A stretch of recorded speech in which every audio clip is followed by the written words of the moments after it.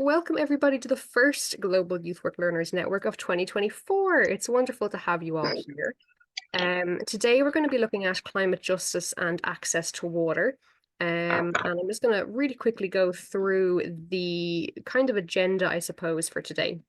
So we're going to do some catch-up breakouts, or if you don't want to do breakouts and you want to just catch up here as one big group all together, that's totally fine. I'm going to go through an introduction to climate justice and the actual climate justice project that happens here in NYCI. I think it's good for you to know kind of the different areas of NYCI and what we do, especially if there's something that you want to get involved with there. And then the speaker that we're having difficulty accessing at the moment is Rahmina Paullete. She is a absolutely amazing youth activist from Kenya. She's 18 years old and has, I believe, 35,000 followers on Instagram alone for her activism to do with climate in Kenya. So really excited to get her in here if we can. I hope her Wi-Fi starts to get a bit better, but we'll see as we go along. And then we also have Áine and Shannon to talk about a really interesting water justice project that Trócaire ran recently. And Shannon is from Sphere 17, sitting in for Kim today. They had to do a bit of a swap. And Sphere 17 actually participated in that Trócaire event. So we're going to have time to listen to that, and then a discussion and Q&A. So what I will say is that if you have questions that pop up into your brain as the session goes on, just jot them down somewhere and we'll have time to explore them much deeper towards the end of the session. I'll start by just going into the intro to climate justice for you all. And the first thing is going to actually be an activity for all of you to do. So let me just get my slides going here. Okay, so this is your first activity.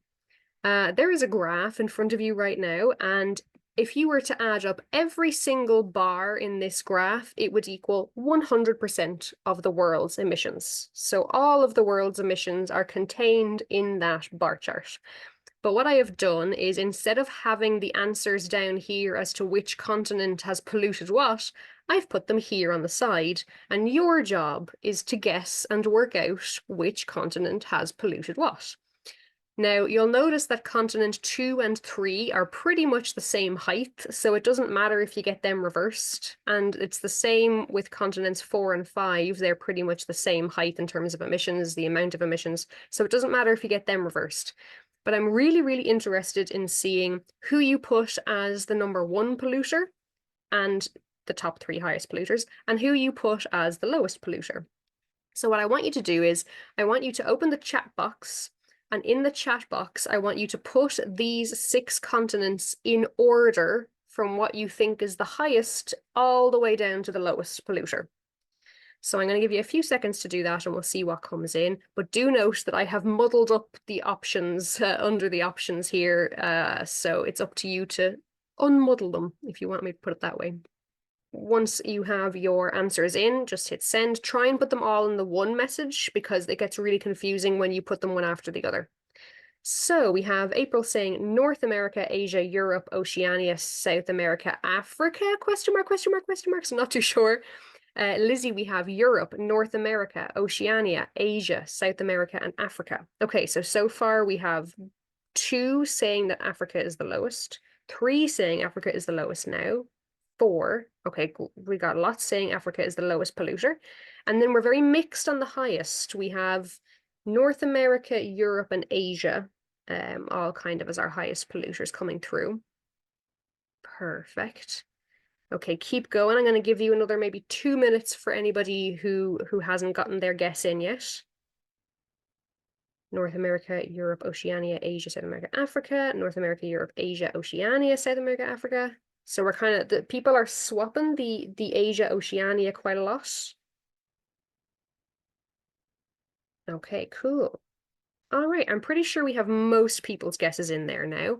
A couple are still trickling through, but I think that's most people. So what I'm going to do is I'm going to click onto the next slide, and when I do, basically underneath the bar chart, it's going to pop in order the list of countries. Okay, so drum roll, please. Here's your answer. Bing! So it is Europe, Asia, North America, South America, Africa, and Oceania. Now, a lot of people are like, but Oceania has Australia and New Zealand, and they're huge, and they're technically considered the global north because of how much they pollute, and that is true. However, if you think of where people actually live in Australia, it's literally only around the coast, so they're all cramped into these tiny areas. And Oceania would basically not even be a blip on this graph if you removed Australia. Australia is the majority of that pollution in Oceania. But I also get a lot of people saying that they're really surprised. Now, some of you did put down Europe as number one, so congrats if you have done that. Not congrats for Europe, but congrats to you for getting the answer right, I guess. But a lot of people always said that they think that it was either Asia or North America were the highest polluters.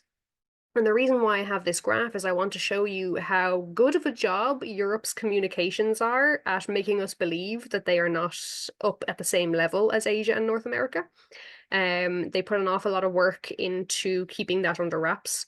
I will say that this data was actually taken back in 2019 before COVID, because it's the only graph that we can currently use, because during 2020 and all the COVID lockdowns, we couldn't get an accurate reading. However, they did take an accurate reading in 2023, and that will be published this year. So this graph might change slightly, but even if it does, the fact that Europe was the number one polluting continent in the world, and we didn't really hear about it, is interesting. But now I want to open the floor to a little bit of discussion, particularly on, I'm going to draw two circles around the graph. There we go. Anybody see anything particularly interesting about those two circles? Feel free to unmute your mic and pop in and say what interesting things you see. One is much, much larger than the other. Yes, so we definitely have way more pollution in one, and there's a massive drop off between the other. Do you think that there is any correlation as to why that is? Sorry, I just want to say maybe because of the transport products, transport down to between the countries. South Absolutely. America, Africa, and Oceania they are actually in the different side of world. That's Yes. mean for me actually, as Europe, Asia, and North America are mostly transporting and polluting the oceans and all that stuff. Yes, so you got two of them bang on. So one of them is that pretty much everything in circle number one, the tall circle that pollutes the most, is in the global north. And most of the countries that pollute the least are in the global south. Down, yeah. Yeah, bar maybe Australia, which is unusual.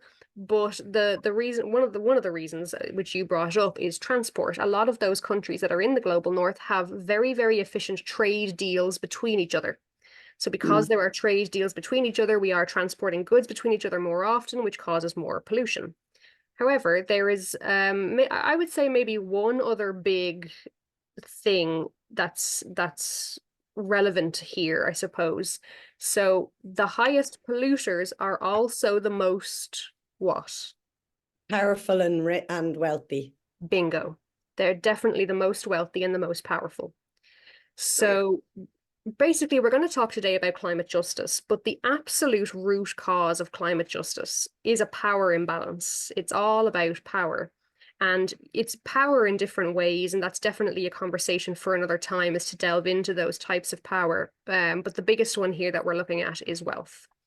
But out of those graphs, you can certainly see that the three continents that pollute the most and contribute the most to climate change are in the global north. But out of all of those continents, which do you think are most affected by climate change? All three are. All three of which? Oh, all three: South America, Africa, and Oceania. Global South. Yeah, I'm thinking the same actually. Yeah. Yes, the global south.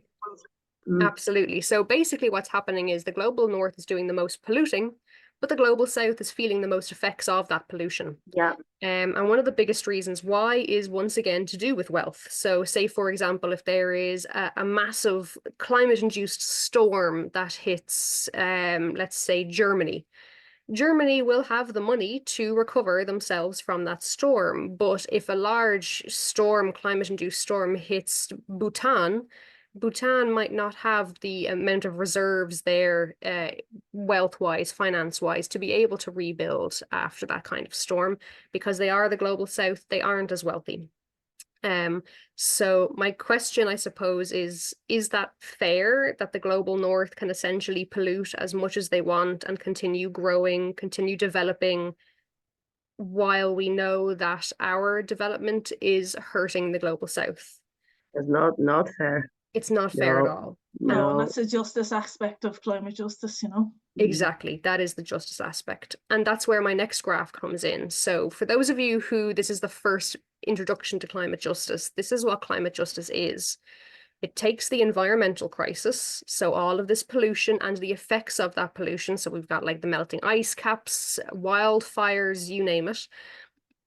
And then it also takes social issues. So those issues of justice, those issues of power imbalances, and it combines the two. So climate justice literally sits in the middle of those two issues, and it constantly is looking at the different shifts of how the climate crisis affects people, particularly those who are most vulnerable. So there is no global accepted definition of climate justice, because it kind of is different for different countries and different regions, but there are some commonly accepted definitions. So I'm going to go through the most common parts here. The first is that climate justice makes the environmental crisis an ethical and political issue, as well as an environmental issue. It never leaves out the environmental aspect. It's always looking at how the climate crisis merges with the lives of people. But it also looks at how climate inaction will affect people. So if we don't act, how will that affect people? It also looks at human rights, so gender, wealth inequality, etc. And it looks at the historical responsibility for the climate crisis. So who has emitted what? And Ireland is actually in a really interesting situation now, because in COP27, do you all know what COP is? The Conference of Parties where all of the governments meet on climate every year. At the COP27 in Glasgow 2 years ago, they decided that they were going to create this pool of money for what's called loss and damage. So that's what we're talking about in those global south countries where they are damaged so badly by climate change that they don't have the funds to recover. So now all of these governments are putting a pool of money together to allow those poorer countries to recover using that pot of funding instead of their own governmental funding. And only 7 countries were allowed to sit on this committee to work out who that money is going to go to. And most of those countries, 5 of them, were from the global south, and only 2 were allowed to be from the global north. And Ireland was actually selected as one of them to be from the global north. So Ireland is one of those countries selecting where that money should go. And it's very interesting because Ireland has worked out that just ourselves, not the rest of Europe, but just Ireland, if we were to pay back to the global south the amount of money that we have basically damaged the global south with in terms of our pollutions, we would have to pay about 2 billion euros per year between now and 2030. That's just Ireland, and we can't afford to do that. So now we have to look at stretching that timeline out more to actually be able to pay that money back. And it's for every country in the global north to pay. It's a really big piece of work. If you're interested in it, I look up the Loss and Damage Transitional Committee is the name of the committee, and they'll post updates on that research. But the last part of climate justice is what we've been talking about this whole time. It's the understanding that those who are least responsible for the climate crisis often suffer the worst consequences of the climate crisis. And if I had to condense that into one really easy bite-sized piece of information to say, what is climate justice? Climate justice means caring for the needs of people while we care for the needs of the planet. So the two go hand in hand. And this is where the NYCI Future Generations project comes into play. So really quickly, it was established in 2020. It's funded by DCE DIY. It seeks to explore and highlight the systemic and human rights issues related to the climate crisis with young people, youth workers, and youth organizations.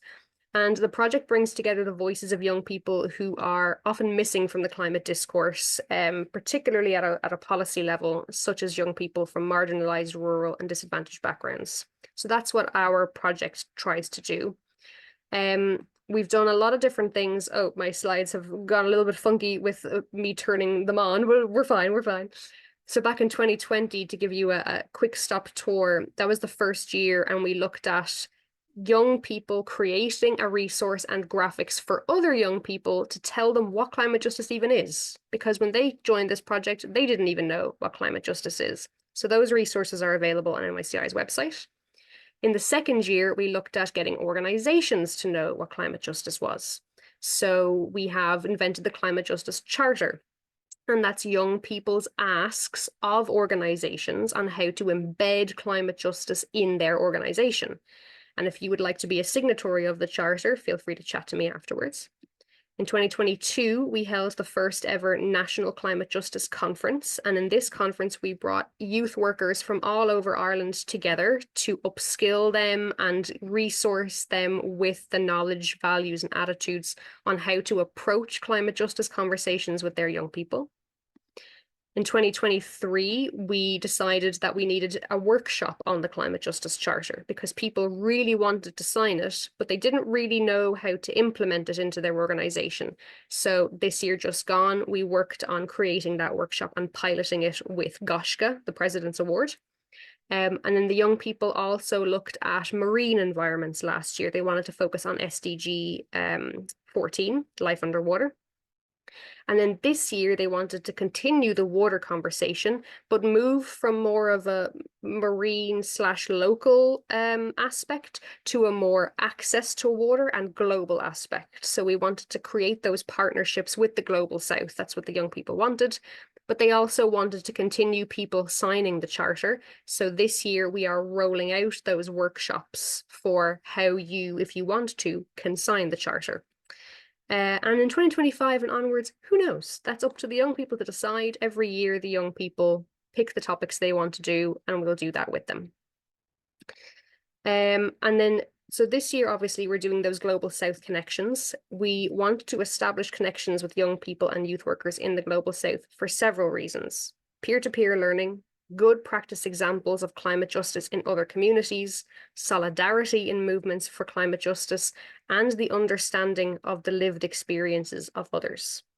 And we have Rahmina Paullete here today from Kisumu Environmental Champions, which is based in Kenya.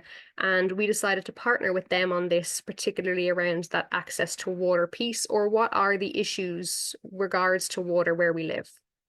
And they created this beautiful video for us. And I'm going to show you that video now, and hopefully your internets will be okay with it. Let me just pop over to YouTube really quickly.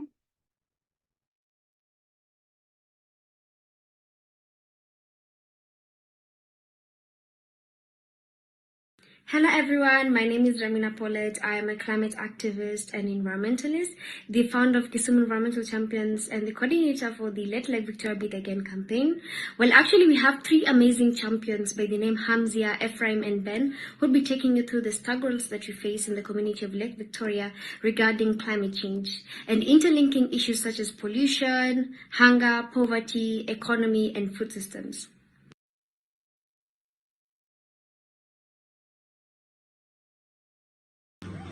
Hello, my name is Ephraim. I'm a member of Kisumu Environmental Champions. Floods and pollution has generally impacted the livelihood of people living in the Lake Victoria region, in that they cannot come in and do farming or even invest in agriculture. This is because when it floods, a lot of soil contamination that is going on because of pollution from industries and the human activities and some of the chemicals which have been carried by the floods. When you talk about the pollution has generally lowered the yield of some of the produce because a lot of chemicals that is being used, when it becomes contaminated with the water, it tends to lower the yields, thereby making there to be a shortage of food and increased food security. Hello, my name is Hamza Bakari, a member of Kisumu Environmental Champions, and I would like to take you through the flood situation in the Lake Victoria region. Floods has led to displacement of communities, inaccessibility of roads as students can't access their schools due to floods. People who are sick can't access hospitals as they stay near the places that are flooded. Flooding has led to contamination of water as it collects garbage and brings it back to the water. And since the treatment is not good, it ends up in houses contaminated. As in my area, I'm facing the situation of sewage overflow, and it's contributing to the breeding areas of mosquitoes, leading to malaria. Hello, my name is Bernard Hills Oyo. I'm a member of Kisumu Environmental Champions, and I'm here to tell you about the pollution that is affecting me at personal level and the community around me. So you find that the pollution is majorly done with the industries around us. Some industries are set in the wetland areas, and they release untreated sewer into the lake. This is the lake we're using for our domestic use. You find that some of us cannot afford treatment of this water, so we consume it directly, which is affecting us and the people in the community. Again, they find these chemicals released into the lake. They are bringing about growth of water hyacinth, making the fish to go down, and we the fishermen, we cannot sustain our families. So I'm going to stop sharing my screen, and we have Rahmina here finally able to join us. Yay! Great to see you. I'm going to pass over to Rahmina now, and Rahmina was the first person that you saw in that video, but I just want them to be able to speak with you about the Kisumu Environmental Champions and maybe the Let Lake Victoria Breathe Again campaign, and give you a bit of an oversight of what they do. Over to you, Rahmina. Thank you so much, Áine, for the presentation. And yeah, I'd like to maybe reintroduce myself back again. I am Rahmina Paullete, an environmentalist and climate activist, actually the founder for Kisumu Environmental Champions. I'm also engaged in coordinating Fridays for Future Africa. Yes, with Kisumu Environmental Champions, actually the organization, I founded it back in 2020. During the outbreak of COVID-19, and this was as a result of the high rising cases of drug abuse by the young people. Then we also had issues of kidnapping and people are being idle. So that's why I said, like, because me, I've been an environmentalist since I was 5 years old. What if I can be able to, influence other young people in order to, try to create environmental sustainability projects and trying to address climate change? Since I think if you've been able to maybe capture the moments in the African Union or by the African presidents, it's really stating that us as Africans, you're really suffering the most impacts from climate change and also with pollution. So with me, I thought, why not we could just make an organization that actually covers and has like an umbrella to these young people who are actually passionate about making a change in the society that don't have that direction. So that's when we started off as 4 people. Right now, we are more than 160 people within the Lake Victoria community. We currently have different branches. We have one in Nairobi.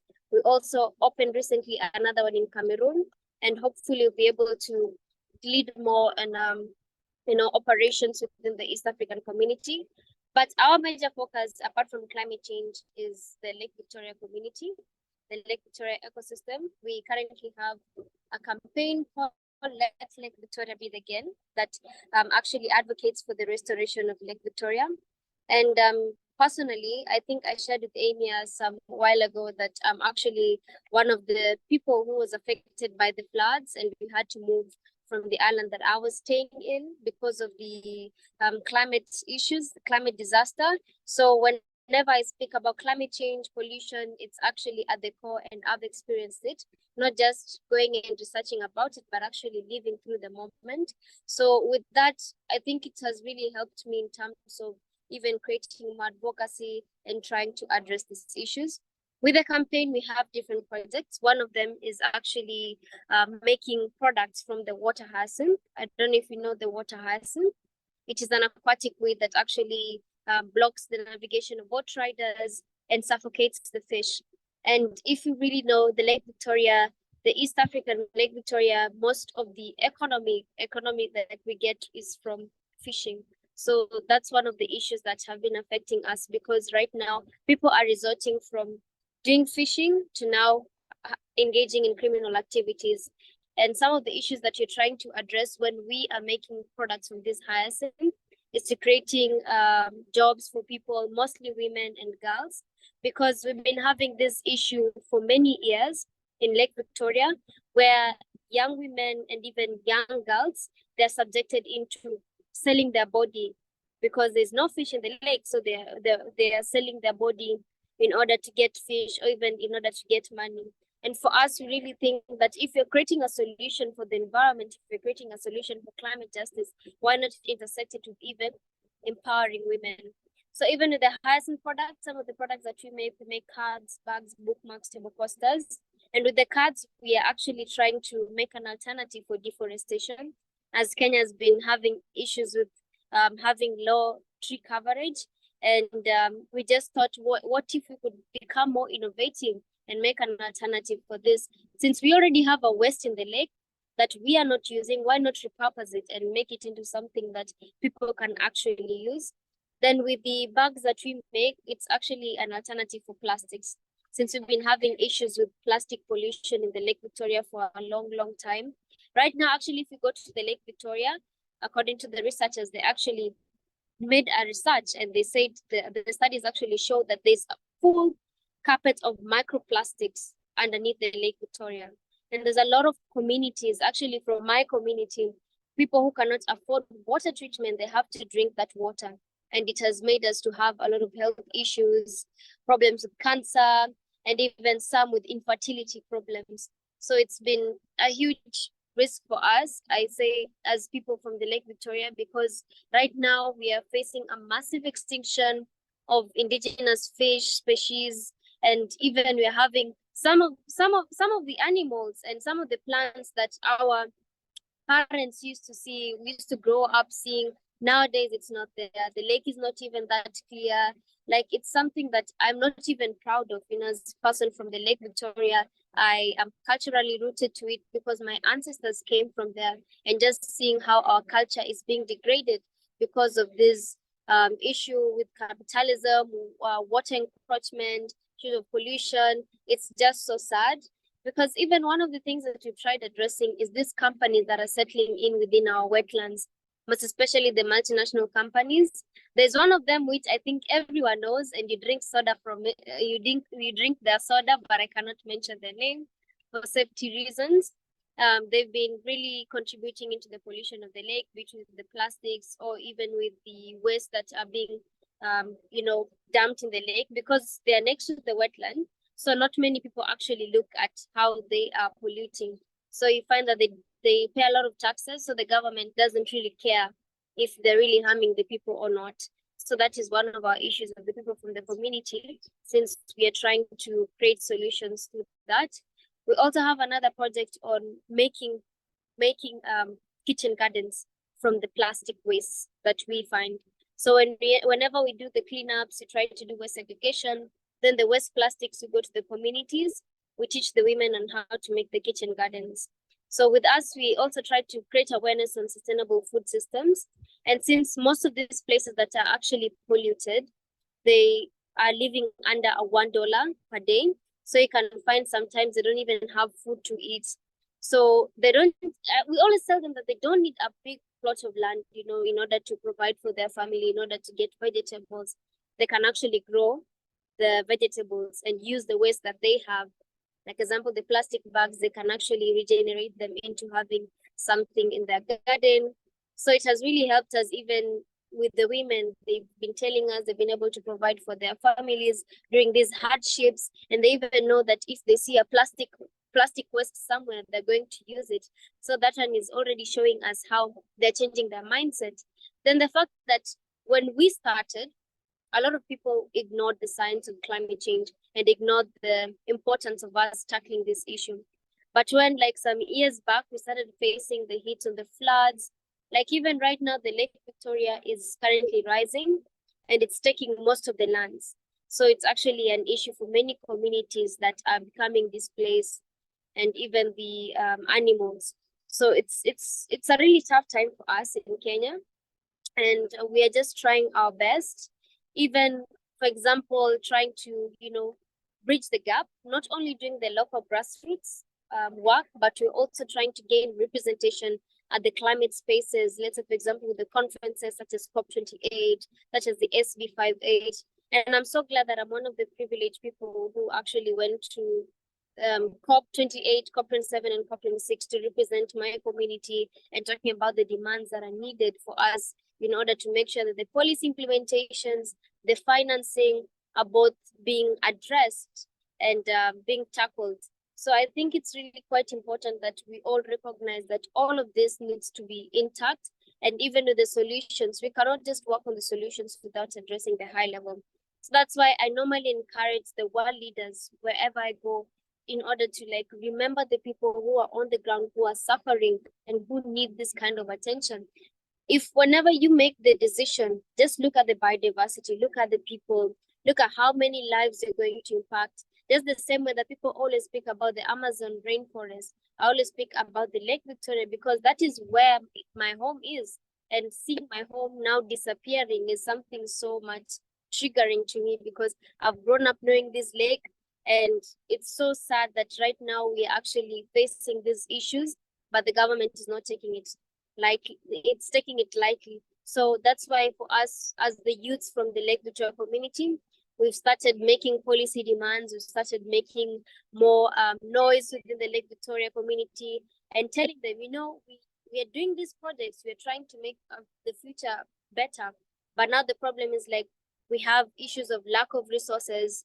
That is one of our biggest problems. If there's the NDC that is being, distributed, it's not being equally distributed. By the time it reaches to the local grassroots, it's already divided. So you find that there's a lot of gap within the system. And I'm quite sure with the help of our international, solidarity, even with the Fridays of Future, with big movements like Earth Day, we can be able to create this kind of awareness even to other people and work together.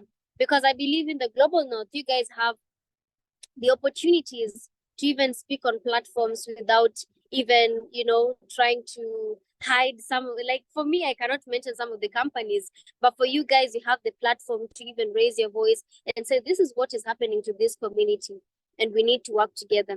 We can help with fundraising, but for us, we can also try to work on the local grassroots. So I think it's just that all of us need to synergize our energies. We need to make sure that all our passions are met up with the actions that we want. Because at the end of the day, we need the world leaders, but we also need the people who are in the villages who are doing the implementations of growing trees, doing cleanups, and acts of sustainability. Even when we had the Africa Climate Summit, I was so glad that we had the first ever Africa Climate Summit, but it didn't really add up to more actions. So it's quite unfortunate that some of the things that we envision to be the change are not the change. So that's why we always say that we can make a difference. It just starts with me and you.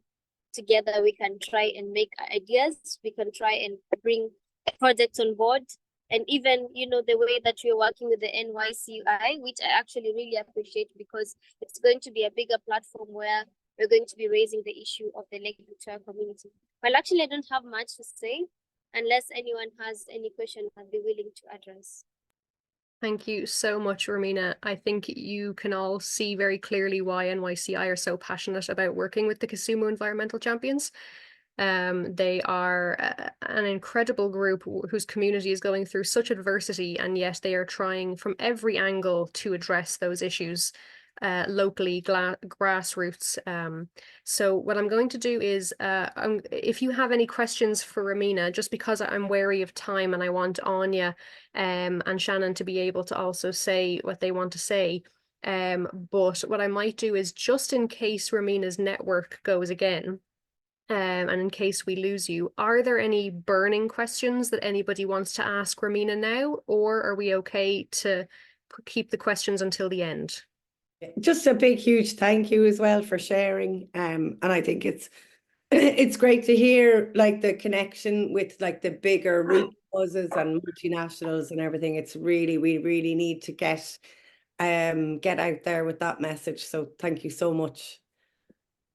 Thanks so much, Lizzie. So what we'll do is everybody, there was a lot in what Rahmina said to process, and I can see that some of you were quite touched but also hurt by some of the things that Rahmina was talking about. It is hard to hear. So what I will say is maybe take that processing, and if there are any questions, feel free to develop them over the next few minutes, and then at the end we can ask questions to Rahmina and Áine and Shannon all in the same go. So if you have any questions that come up for you, write them down and we can ask about them in the next few minutes. So Áine and Shannon, I don't, sorry to have you follow that very talented speaker there. But if you want to come in and talk about Trócaire's climate justice project on water. Yeah, just asante, Rahmina. Thank you for sharing all of that. You're dead right. It needs to be a collective action, you know. So any networks or connections we can make from the global north to the global south to amplify a voice is needed, you know. So and then the stories of the global south are needed to be heard, like, you know. So thank you for taking the time and sharing that with us. So yeah, Emer, what time are we here till? We're here till half, is it? We're here till half, yeah. Okay, great. So I suppose I've hard act to follow, or certainly less seemingly less important at the moment, but yeah, so just I'm going to share my screen, guys, if that's okay. So thanks again for being invited to talk. I know it's lovely to share the space with many of you that we've met and our paths have crossed before. But this year Trócaire has developed our resources around water justice, you know? And it's around the theme of global justice is very linked to the theme of water justice. So our resources this year are the second year of a 3-year journey exploring water justice. And the theme of this year, as I said just there, is actually, you know, water justice. They're closely linked and you can't have one without the other.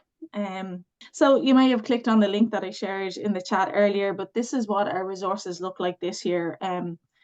There are activities exploring water justice in the context of Malawi and Palestine, as well as some introductory and reflective global justice activities. They're digital primarily, and they're hosted on the Tree of Justice that you've kind of seen on the link, but this is what it looks like. There's a central hub. You can see in the middle of the trunk, there's a kind of a global and a water symbol. That's the kind of more global water justice activities. And then the flags represent maybe the specific activities related to Palestine and Malawi, and an action piece is the star. But it's also, I suppose, accompanied by a complete youth worker guide. So again, if you need the youth worker guide, send me an email and I can post it out to you.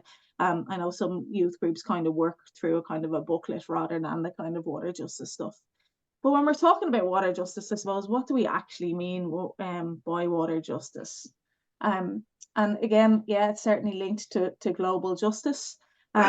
But for us, I suppose, in Trócaire, in a just world where everyone has access to sufficient supplies of safe and acceptable water that's fully accessible and acceptable for all. But maybe even as Rahmina had highlighted to us, however, for many people around the world, that's not the case. And Trócaire really stands behind this, that's an injustice. So I'd like to share a quick video around, I suppose, the theme of water justice that the DevEd team have developed this year. And I suppose a few of the activities that we've developed in the Tree of Justice hang from this video. But it would give us, I suppose, keeping the Global South voice in the conversation. This video will add to that. So hopefully, will someone let me know if sound is okay? I don't know if I shared sound. Yeah, it's all good. The United Nations is warning today of an approaching global water crisis because of pollution, global warming and overconsumption. 1 in 4 people lives without safely managed water services or clean drinking water. As the conflict in Gaza continues, the lack of water threatens to make an already catastrophic health crisis worse. Despite safe water and sanitation being a human right, billions of people lack access to them. In a just world where everyone's rights are realised, we would all have the same access to essential resources such as water. However, for many people around the world, this does not happen. This is an injustice. This is why water justice is so important in our world today. But what is water justice? Why is it such an important global issue?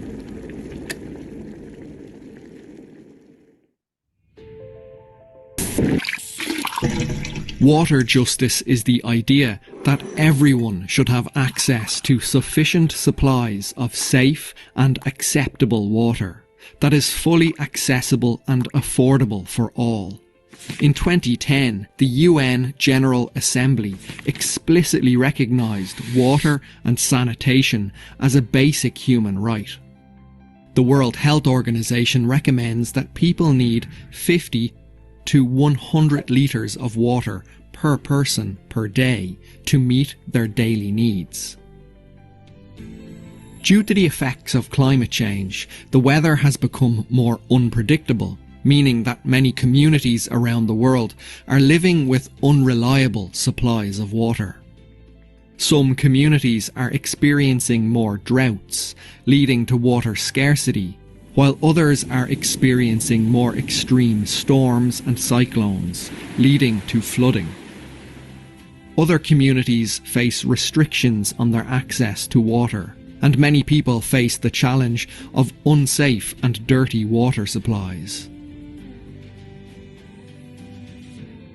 Having enough clean and safe water is vital for health, sanitation, livelihoods, and education. Continued unequal access to water will result in even more people being pushed into poverty. This is an injustice. In Malawi, 1 in 3 people don't have access to clean, sufficient and safe water for their daily needs, like washing, drinking and cooking. Every year many children get sick because of having no choice but to drink dirty water. Many people in Malawi depend on farming to make a living. This means that they are impacted by the effects of climate change. Sometimes there is not enough rain for the crops to grow, and other times, when there are storms and cyclones, there is so much rain that the crops are washed out of the ground. Malita and her family live in the Machinga region of Malawi. Communities like Malita's don't have access to water in their village. The nearest water supply is a well about 1 kilometre away, which often dries up during the summer. When this happens, Melita and her family have to walk further up the mountain to collect water, and it's not always safe to drink. Ukaona kuti usaende maulendo okwanira timaenda mapero awiri a 20 liters kusanjikiza imene timati 40 liter.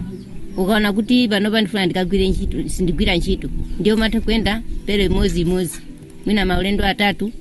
Ukaona kuti kunja kwacha umalekeza pomwepo koma ngati siku nachi umapitiriza kukwanisiratu chile 5 ndikumakapitiriza zina kukhuma koma sumagwira ntchito yambiri.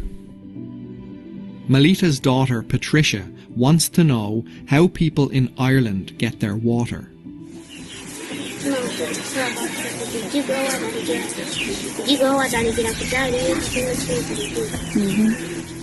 In Ireland, we can turn on our taps to access enough clean water for our daily needs.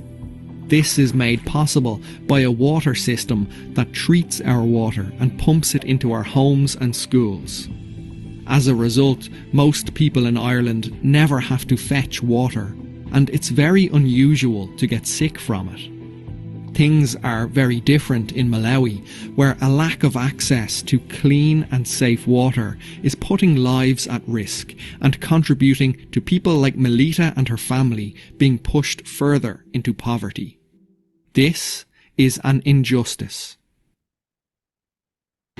In the occupied Palestinian territory, access to safe and affordable water for Palestinians is a big challenge, and many people struggle to fulfill their basic water needs. Since 1967, Israel has controlled the water sources and water systems in the West Bank and Gaza Strip.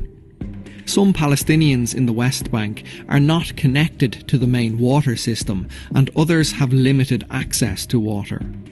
This contributes to high levels of poverty among many Palestinian communities. People like Lubna and Sarit are working for justice and equality in the occupied Palestinian territories, including ensuring equal access to water. Israel controls all the water resources in the West Bank and only allows Palestinians to have access to very small quantities that are nowhere near enough to what we need on a day-to-day basis. So imagine not being able to flush your toilet, not being able to wash your dishes, not being able to take a shower, not being able to wash your hands or brush your teeth because you don't have water. Israeli settlements in the West Bank are communities where Israeli citizens live on land that has been stolen from Palestinians. These settlements are illegal under international law. Israelis living in the settlements have unlimited access to clean, safe water, while Palestinians living in nearby villages often have no choice but to buy water to store in large tanks. Israel has established civilian communities here that enjoy all of these benefits like land and water, and while at the same time virtually all of the Palestinian communities around here do not receive the same services. Israel does not allow them, for example, to build, construct and develop according to the needs of the community. In the Gaza Strip, access to water has always been a serious challenge. Israel placed Gaza under a blockade in 2007, and this made the movement of people and materials in and out of Gaza almost impossible. It was very difficult to get the materials and equipment in that were needed to maintain the water treatment system, and this meant that over 90% of the water from Gaza's main water source, the coastal aquifer, was considered unsafe to drink. Following horrific attacks by Hamas on Israeli civilians, since October 2023, almost the entire population of Gaza has been forced to leave their homes due to the bombardment from the Israeli military. They are living in overcrowded and unsafe conditions. Homes, schools and hospitals have been badly damaged or destroyed by bombs and missiles, and there is not enough fuel, food or clean water. Water pipes, reservoirs and water treatment stations have been destroyed during the attacks by Israel. Many people have no choice but to drink dirty water or water from the sea. This lack of access to clean water in particular has a serious impact on health and sanitation, especially for children, in a situation where people have already lost so much. This is an injustice.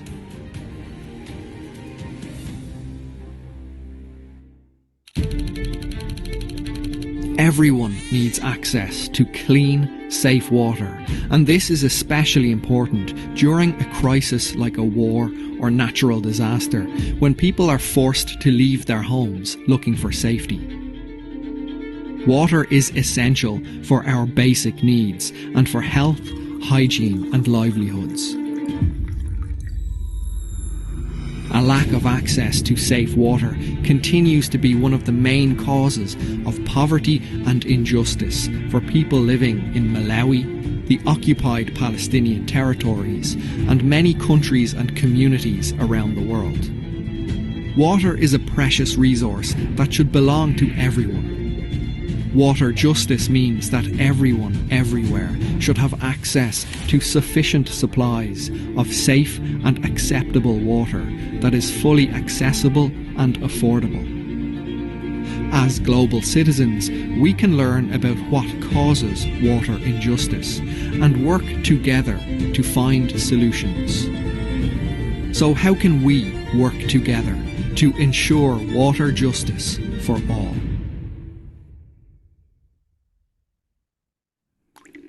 Sorry, so that was just a video. We can come back to it, but it certainly highlights some, especially communities in Malawi and Palestine, where access to water or water justice is, their experience. And but I suppose not alone, Trócaire, we've been creating kind of videos like that that we just watched, but we also have like education tools. We've also been using like education tools, agree and disagree, debates, character cards, statements and role play simulations in our resources, And I suppose the reaction from young people and their educators regarding increased empathy, maybe understanding, maybe curiosity, really, I suppose, sparked our own curiosity in Trócaire around this idea of experimental learning along a global justice theme.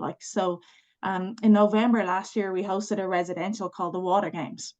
And it was an example of this like experimental learning approach.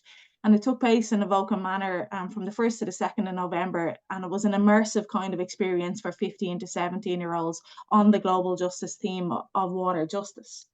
So we had like 29 diverse young people from various backgrounds across 5 youth groups, organisations here in Ireland, so Sphere 17, in Kilbarrack, and maybe actually another from Darndale as well, Shannon, Scouts of Mallow, we'd Cove Youth Service, we'd Youth Work Ireland Tipperary, Helena, yeah, you may have heard about it, and I know Natasha's on the call as well, so Ard Youth Service in Galway.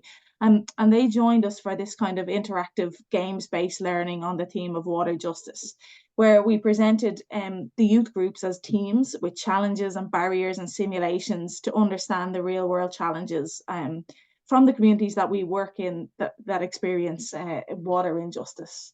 What does it kind of look? We were also actually, joined by the Green Girls Network, Green Girls Platform, which was a group of female youth activists from Malawi who shared their story and offered maybe insights, again, similar to Rahmina there, to grassroots climate justice work, but then that call to action for the global community around water justice. So how did it work? Why and how did we gamify the event? So we gamified the event by scoring in water, actually. And day one was all about, I suppose, collecting and harvesting water. And examples of the activities we used was kind of water orienteering, which we related it to the context of Malawi. So what does it actually feel like to lift 20 litres of water 5 kilometres? The second one then is around water filtering. So filtering, like if you had dirty water, would you be able to build a filter? And what does that actually feel like or look like? And then when the water come through, would you actually taste it? Would you risk it? And then the final kind of other interactive kind of ways we did it was like overcoming barriers relating to water access. That was a game where you had to kind of identify barriers on water collection and try and overcome it in that way. So what we did then was kind of time it and give water points given to each team for the activities, and of course linked it then to the context of whether it was Malawi or Palestine or in fact Ireland. And all the activities were set up and debriefed together as a group. So that kind of youth work piece was in there before the kind of outdoor ed activities came into play. And then day two was about the kind of Irish context. So you brought the actual bucket of water, you harvested or collected or won on day one to each event on the second day, and cups were taken out and water was taken out as you played the activities on the second day. And the activities were barriers in relation to water, access to water in the Irish context. So we explored it around maybe access to safe drinking water, quality of water, pollution, infrastructure and leakage, maybe drought and water scarcity, resource management and allocation, and kind of that risk, flooding risk management. So we also had a character card, a chance card, which is kind of like a giant steps activity. So during each activity, outdoor activity, the young people could choose a chance card, which would represent real life scenarios faced by people around the world. In regarding water injustice, and I suppose it was either a positive thing that was happening or a negative thing, and you were either getting points for water, or water maybe it was taken out of your bucket. So yeah, that's the kind of how we played the games. And then what next was that there's some photos here on the slide, and you can see the kind of outdoor activity games that we pinned the context, and we pin maybe some barriers and challenges to each of those games, as I kind of previously described. But then what next was that we asked the young people, could they design a peer-to-peer workshop and roll them out in their youth organisations, to increase awareness on the theme of water justice. But then that action piece, what can you do? What can you do in your local community around that? And I might just, they're the kind of slides. I know I'm flying through it now because I'm mindful that people might have questions, and we're 20 past, but I might just pass you on to maybe to Shannon, because Shannon was there as a youth worker with Sphere 17. So I'll stop sharing here, and Shannon might just offer an insight into how it went for the young people and maybe as a youth worker. Yeah, thanks for that. The event itself, like the residential itself, was really, I think, really important and influential for our young people, actually, and even for us as youth workers, we learned a lot there too. You know, even down to connecting with Malawi through the video call and having that opportunity to speak to other young people in different parts of the world who were experiencing water injustices, and I think that was really important for the young people to have that connection. They loved the games. The games were frustrating, but they loved the games, and they have brought them back to the centre too. So there's a lot of talk about you know, how much can we get someone to lift like 5-10 kilos of water or whatever, and for how long. So they got a lot from that, and they learned a lot around like what water justice is. And I would say that it was our young people probably were coming from a pretty privileged point of view originally, to not really understand a lot about. I mean, they've done some stuff around water justice and about global justice, but I think being immersed in it and having the games really just changed their perspective a little bit more. And yeah, so at the moment they've been putting together a peer-to-peer program. So based off the back of the event with Áine and Trócaire, they've been putting together a peer-to-peer program that they want to run out in our summer program. So they're going to take games and things that they've done at the residential, important pieces of information that they found really stood out to them. For example, how much water is allocated per person per country, and then depending on which country has more you know, wealth, obviously they have more water per person, and the Palestine impact as well. So that's really big in Ireland anyway, but I think that that really struck a chord with them too, so they're wanting to implement that somewhere along the way. So we've given them basically a day each week for our summer program that they can run this event with other young people. And we've got a polytunnel in a field that collects water and collects rainwater and stuff. So they're going to use that, and they're going to use the picture that Áine had up a minute ago of the game, we call it holy poly, but it's basically how you can get water from one source to another without losing as much as possible. And that could be, you know, in another country, you could be using broken buckets or, you know, whatever it is that you have. And it's just about getting the message across of how much water can you save and salvage. I think they learned a lot. I think they, you know, they messed around as all young people do, but I do think that they learned a lot and they took a lot from it, and they're excited to share with other young people what they've learned. And so, yeah, really positive program, and delighted that we got to take part in it. Thanks a million, Shannon. Emer, that's from us anyway. Yeah, we'll be running a similar one next year, guys. It's called the Climate Change Challenge. Trócaire's new organizational advocacy campaign will be on climate change, climate justice again this year. So the residential next year will be something similar, experimental learning through games-based learning on climate justice. So if we'll keep an eye out for that, because we'll be opening applications for that during the summer as well for young people that'd like to come on and have that immersive experience under the theme of climate justice. So that's all from us, Emer. Super. Thank you all so much for that. It was so insightful and amazing. Can I just say that a lot of the topics, whenever you're talking about water and justice, they're really, really heavy. And there's a real sense of how do I do anything on this particular topic? Because when we say, like, let's look at solutions, the solutions are usually so huge about policy or governance or whatever that you kind of feel like you can't really solve anything.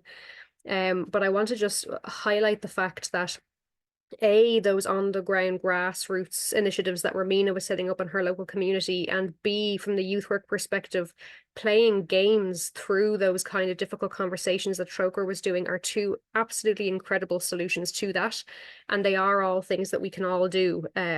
So do feel free to contact Trócaire, of course, about how they did that. Go to the resources as well. Áine, I think you posted some links, but you might want to do that again. Rahmina, unfortunately, she texted me. She was kicked out of the place where she was having good network. But she said that if any of you want to ask her questions or want to connect with her, that's her Instagram. And then she's also asked me to forward on her email address. So her Instagram is in the chat there, and there is her email. So do feel free to reach out and contact her about anything, any questions that you have or collaborations that you would like to do in the future. But we do have about 2 to 3 minutes left, and I suppose either for Áine and Shannon or for me to bring even back to Sally, if you wanted to even deepen this conversation or have conversations on a different aspect of justice. Is there anybody that would like to take the floor for any questions or just general discussion? Just brilliant, like again, Áine, brilliant that it's like a deep dive. We've loads of schools that do like the walk for water, but it's just in isolation of any kind of scaffolding, I guess, around it. So I really love how well, I guess that it's scaffolded, and bringing, I think even in reflection, of Rahmina's like brilliant presentation of like those issues around, say, soda companies, as she mentioned. Yeah. And water justice as well, Yeah. like that we really need to, I suppose, bring that to our young people in Ireland, like going, look, it's like, it is, we are still complicit in this, and complicit in water justice, and we really, really need to look at raising our voices about, you know, that like it can't be continued, like it's the worst form of extraction, like a basic need being taken away from communities. And I just, you know, we really still have to acknowledge our role and shout louder about it. Yeah. And the fact that the injustices often lie, as you said, in maybe the big companies or the systems outside a person's control in their country, like, you know. Yeah. And the more but we are, as Rahmina said to us, we have the platform. Yeah, exactly. We do. And we have power and privilege to be able to, like, you know, the way voice that whatever way we can. So yeah. Thanks. And I mean, the just in the world we're living in, and are all, like, you know, the way I suppose our emotions that we're feeling over Gaza as well, that video is so, I suppose, wonderful to be able to share, like another resource that we can share to get the message out. So yeah. And just to say, but like, if you're talking about Gaza, because it can be a difficult topic, and it is very, like, it's so layered, but Trócaire's last year's resources, there's a global justice video, and that speaks to what happened in the occupied Palestinian territory. So the history of how it broke down, where, you know, where that all is, you know. So again, on the tree of justice, go back to global justice, and there's a video that explains the history of the area. Because that's often hard to get across, especially to younger audiences, but it's there in the primary and post-primary of last year as well. And it will stop some of the, like, I know some of the teachers that we work with are getting a backlash as well, and are getting complaints as well about talking Palestine in their classroom, which is shameful, absolutely shameful. That, you know, and they're doing it in a very, very gentle way. They're not in a very balanced way, and yes, they're getting a backlash, which is just, I think it's horrendous to actually. It's so controversial, but should it be question mark? I don't know. Philomena has their hand up there as well, so I'm also conscious of time. If anybody needs to leave, feel free to go. I understand some people have to go at 12:30, but if anybody wants to stay for the discussion, please do. But yeah, Philomena. Yeah, I want to say thank you to all the discussants, you know, and Emma, you're talking from the causes of pollution, you know, the causes of pollution, because here today we looked at the causes and the effects. A reaction brings a reaction. An action brings a reaction. Causes results to effects. That's what we looked at today. From Emma, you're talking about how do we go about polluted water? You know, water is free. It's something that is free in the world, but because of all these companies and industrialized nations, you know, polluting it daily, it might not affect them so much. Like we said, they have the means, capital-wise, to deal with it. But down south, the global south, where there's no much means of having the means to deal with it, it really affects them. So the relationship between the global north and the global south, you know, we can see it here. What affects one thing here goes back on a ripple effect to affect somebody. And Rahmina went further to say the water in their place in Lake Victoria, they can't. Why? Because of the companies, the big industries coming there, and you can see why this is successful. It's because of corruption of the leaders, the political leaders, because I can resonate very much with her. I'm from the same area, Global South, you know, even in Nigeria, in the north, and in all the nuclear waste, all these nuclear bombs and all they make, all the nuclear waste. Have we asked ourselves, where do they put them? They ship them to Africa and pay the local chiefs and dump them in our rivers and our waters. And that's been killing people. So people have discovered recently and they're working on that, you know? And Áine went as far as also telling us that the causes of war, you can see the protracted effects on the individuals, you know, destroying water supply, polluting water supply, displacing people and all that stuff, you know. So I'm so happy that we're not concentrating on what do we do, what do we do. We're looking at the causes of all these things, ways of trying to make solutions to it, you know, which is all about global citizenship education, trying to highlighting and create awareness for our younger ones, you know, that this is something they have to work on. And this is how it's coming. And if they can stop all those causes and try and see if we can provide a lot of solutions. So I'm very happy to be here today. I really enjoyed all we have learned. Thank you very much. Thanks so much, Philomena. I always appreciate your insight as well. So thank you a million. And what I will say is we didn't have time really today to kind of let ourselves unpack from all of that information. And I think we all have to go now. So what I will say is please, please, when you leave this meeting, do something kind for yourself. Have a little bit of chocolate with your lunch or do a bit of meditation or just something, because it's a lot of information to take in and we didn't really have time to debrief. But thank you so much for being here. And if you have any questions, feel free to fire me an email or Áine, I'm sure, or Shannon, and you have Rahmina's contacts there too. But thank you a million. And the next Global Youth Work Learners Network will be on April 18th. So you can pop that in your calendars now and I'll see you all then. So Emer, can I just say what a beautifully facilitated session as well. So Yes. thank you. Oh, thank you. I'm sorry I couldn't stick to time. We got a bit delayed. No, but it was like amazing and lovely activities, really, like, you know, the way really pitched really well that, you know, we always learn things on how people do things. So it was really nice. Thank you. Great. I'm delighted. Thank you so, so much for the feedback as well. And have a great day, everybody. And we'll see you all on April 18th. Bye, everyone. Bye. Bye. Thank you so much. Bye.